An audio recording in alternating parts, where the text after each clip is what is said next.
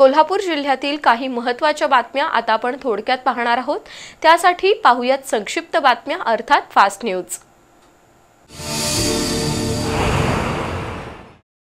इचलकरंजीतील Sahakarnagar site number 102 परिसरात किरकोळ कारणावरून 2 गटात वाद झाला। त्यानंतर एका गटाने चारचाकी वाहनाच्या काचा फोडत दहशत निर्माण करण्याचा प्रयत्न केला। त्यामुळे तणावाचं वातावरण निर्माण झालं होतं। दरम्यान गावभाग पोलीस ठाण्यात परस्पर विरोधी फिर्याद नोंद झाली। त्यातून 29 जणांच्या विरोधात गुन्हे दाखल झाले। पोलिसांनी दोन्ही गटातील एकूण 13 जणांना अटक केली आहे। त्यापैकी 7 जणांवर यापूर्वीही गंभीर गुन्हे दाखल आहेत।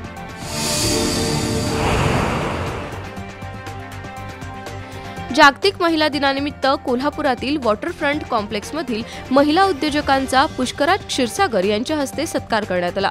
त्यामध्ये शालाबाई पाटील, रेश्मा संगपाळ, नीलिमा धनवडे, सोनाली माने, रेणू चोरगे, अभया कुलकर्णी, ज्योती भंडारी, स्नेहल तोरसकर, परवीन मुजावर, श्रद्धा राठोड, डॉक्टर सुजाता पाटील, डॉक्टर अमृता पाटील यांचा समावेश होता। घरची जबाबदारी सांभाळून यशस्वी व्यवसाय करणाऱ्या महिलांचं कर्तृत्व कौतुकास्पद आहे, असं पुष्कराज क्षीरसागर यांनी सांगितलं।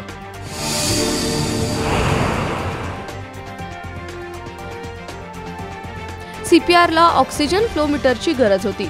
कोल्हापुरातील जैन कुटुंबियांच्या वतीनं 15 ऑक्सिजन फ्लो मीटर देणगी स्वरूपात देण्यात आले। आशा जैन, उषा मेहता यांच्या हस्ते वैद्यकीय अधीक्षक डॉक्टर शिशिर मिरगुंडे यांच्याकडे ऑक्सिजन फ्लो मीटर सुपूर्द करण्यात आले। यावेळी महापालिका आयुक्त के मंजुलक्ष्मी, कविता कडेकर, शोभा उबेराय, डॉक्टर जहीर पटवेगार, समाजसेवा अधीक्षक शशिकांत रावळ, महेंद्र चव्हाण, रोहित लोखंडे उपस्थित होते।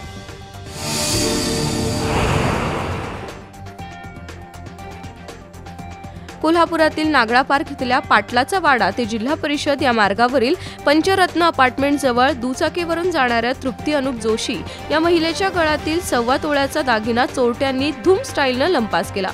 चोरट्यांनी हिसडा मारल्यानं तृप्ती जोशी या रस्त्यावर पडून जखमी झाल्या। ही घटना आज 5:45 वाजण्याच्या सुमारास घडली। या प्रकरणी शाहूपुरी पोलिसात गुन्हा नोंद करण्याची प्रक्रिया सुरू होती। कागलमधील बिरदेव वसाहत रेल्वे लाईन इथं सिद्धेश चव्हाण, राजेश चव्हाण आणि त्यांची आई वंदना चव्हाण राहतात। हे चव्हाण कुटुंब गांजा विकत असल्याची माहिती कागल पोलिसांना मिळाली होती। त्यानुसार पोलिसांनी आज दुपारी चव्हाण यांच्या घरावर छापा टाकला।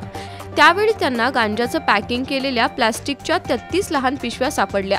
हा गांजा 1 किलो 186 ग्रॅम वजनाचा असून त्याची किंमत 47,440 रुपये आहे। या प्रकरणी पोलिसांनी दोघांना ताब्यात घेतलं, तर राजेश चव्हाण फरार झालाय।